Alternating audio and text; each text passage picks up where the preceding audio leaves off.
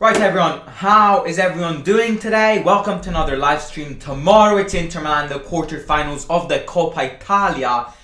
Today, Mourinho didn't have a press conference. We know why. When he doesn't have a press conference, we know why. He wants to be with his team, especially after Saturday's match, which, as we said yesterday, in my opinion, was a very hard psychological blow. So I accept and kind of enjoy the fact that Mourinho didn't do a press conference, because I think it's way more important to spend time with the teammates. The lads flew to Milan. They've landed. They've probably landed. And they're ready for tomorrow. By the way, I just want to point out that there aren't two legs in tomorrow's match.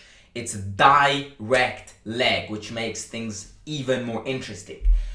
But today I want to talk about something which pisses me off. Something which I think is very, very, very interesting. And it's I'm going to try and talk about why social media hates Zaniolo so much.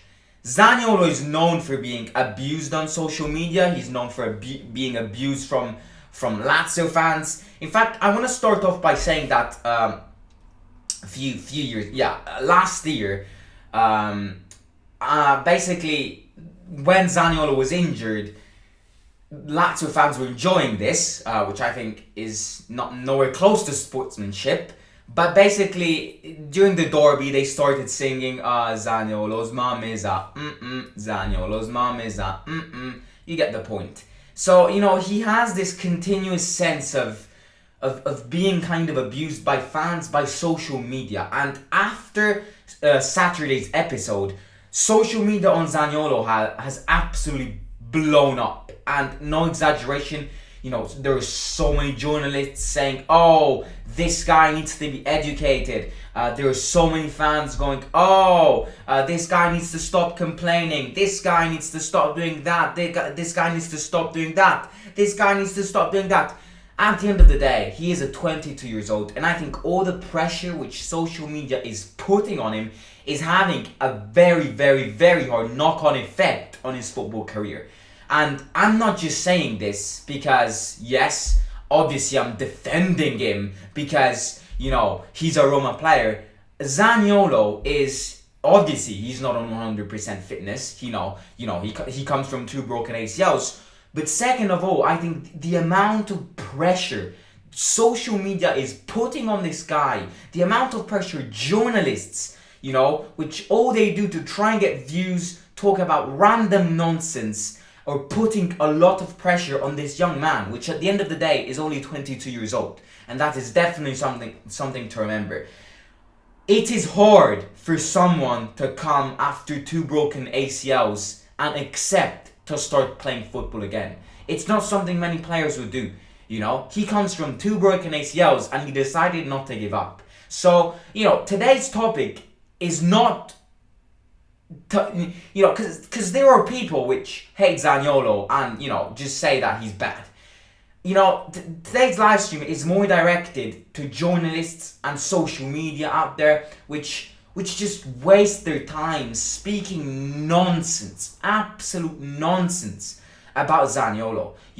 There was, it's not just journalists, the Italian coach of the women national team started this entire movement, we can call it, on Instagram with hashtag educate Zaniolo. Now, I want to ask someone out there, do you genuinely think that after a disallowed goal, after a disallowed beauty of a goal, after disallowed goal at the 94th minute, after disallowed goal at the 94th minute, which would have basically meant, getting the 3 points, do people genuinely think that Zaniolo was gonna go to the referee and say, oh, yes, that's a foul, don't give me the goal, don't give me the goal, it's a foul.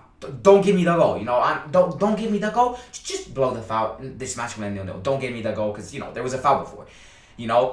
Do people genuinely think Zaniolo would have gone to the referee and said, "Oh yeah, that's a foul. I scored. Disallow the goal. Who cares?" you know? And the thing which really pops in my mind is, why is it that only when Zaniolo does this, we talk about this on social media? Because, I swear I've seen Ronaldo complaining against the referees and nothing happened to him. I've seen Giroud, Why was Giroud's goal against AC Milan given if that was a problem? I have a feeling people are trying to let Zaniolo down. And once again, I am not saying this because I'm trying to defend him. I genuinely think people are trying to put this guy down. It was inevitable that Zaniolo would have had such reaction to the referee. I don't get what people were thinking. Do you expect a disallowed goal? The referee disallowed your own goal, which would have meant the 3 points, and it was the beauty of a goal, Zaniolo not going fuck off to the referee.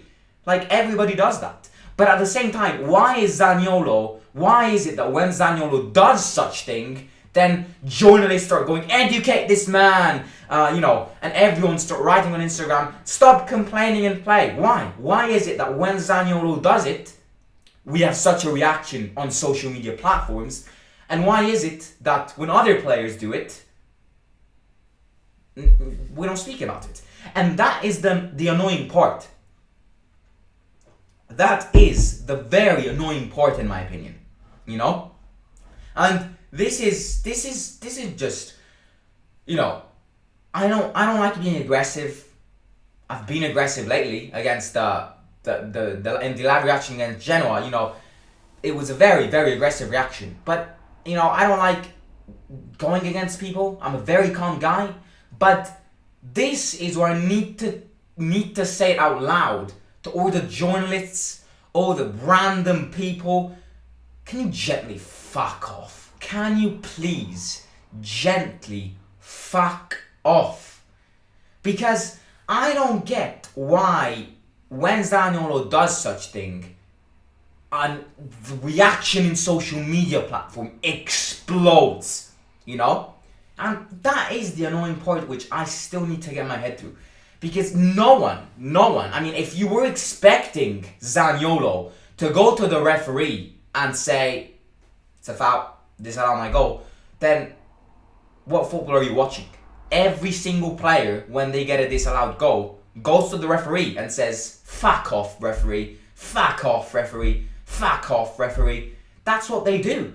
Yet, when Zaniolo does it, I don't know, it's just, people are trying to put this guy down. And I genuinely think that the amount of the pressure that social media is putting on Zaniolo is having a knock-on effect on his performances. Zaniolo was forced to abandon social media quite a few times because of the amount of pressure he was putting, So, I think, when we talk about his performances, his performances have not been amazing. But what I want to kind of repeat for the 30th time is that what people don't understand is that this guy comes from 2 broken ACLs. We can't expect Zaniolo coming from 2 broken ACLs, 2 consecutive broken ACLs, which has meant 2 years of basically not touching a ball. How do we expect Zaniolo, after these 2 injuries, to step up playing football and being Maradona? Because I feel like the image, Roma fans have on Zaniolo is that he needs to be Maradona. And they completely forget what happened to him in the past. And I think all of this nonsense of a pressure we're putting on Zaniolo, this random bullshit journalists are saying, everyone is having a knock-on effect on his performances. Because he's not been performing well. Yes, okay, we expect more goals, maybe more assists. He does come from 2 broken ACLs, but maybe we expect more. And I totally agree. I'm not saying people who say that Zaniolo needs to perform better. I totally agree. I think Zaniolo can have more contributions, can have more goals. But I don't understand people which say, oh yeah, fuck off Zaniolo, sell Zaniolo, because he missed a couple of passes. Give this guy time just like, we are giving time to Mourinho. We're giving time to Mourinho. This is a construction year. Give time to Zaniolo as well. And something I want to, put out there, which I've already said, don't expect Spinazzola to get back playing football and being the player he was at the Euros. And I don't want to see, in the comments in the live watch along, the second Spinazzola's back, the second Spinazzola, the match he's back, the second he misses a pass, everyone going, oh, fuck off Spinazzola, sell Spinazzola. Because it's too easy like this. It's too easy to say, oh yeah, that guy missed a pass, sell him, he's awful. It's too easy like this. We need to give players time, just like we're giving managers time, like we're giving director times. But this is my message to everyone out there who maybe has a negative opinion, negative view on Zaniolo, because there are many people, in the live watch-alongs, there are many people who are against Zaniolo, which I think need to understand what Zaniolo went through. But today's live watch-along is not directed to those people. Today's live watch-along was directed to, because, if you go around social media right now, I mean, maybe non-Italian speakers won't, because all these comments are in Italian. But if you're an Italian speaker, you can see all these comments going on. Educate Zaniolo. Zaniolo, stop complaining. Zaniolo is a twat-head. Okay, he complained against the referee, but I'm not sure what people were expecting. I'm very, very, very, very worried if people were expecting Zaniolo to have a calm reaction. And yes, it could be argued, once again, I'll admit, that Zaniolo has a very complicated attitude, a very complicated character, and I 100% agree on that. But you cannot expect Zaniolo to not complain against the referee, against the decision the referee made against Genoa. Because, he's not the only player who does this. And yet, it seems as if he is. There are millions of players out there which, the referee goes against their decision, and I still think that the red card was a bit excessive from the referee.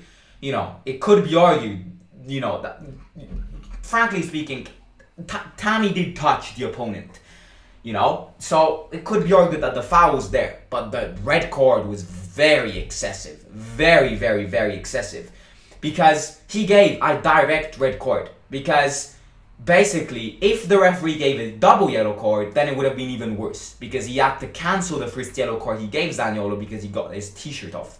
Because if you're disallowing Zaniolo's goal, then you need to disallow the yellow card you gave to him. The referee gave a direct red card to Zaniolo just because he said, what the fuck are you whistling at? What the fuck?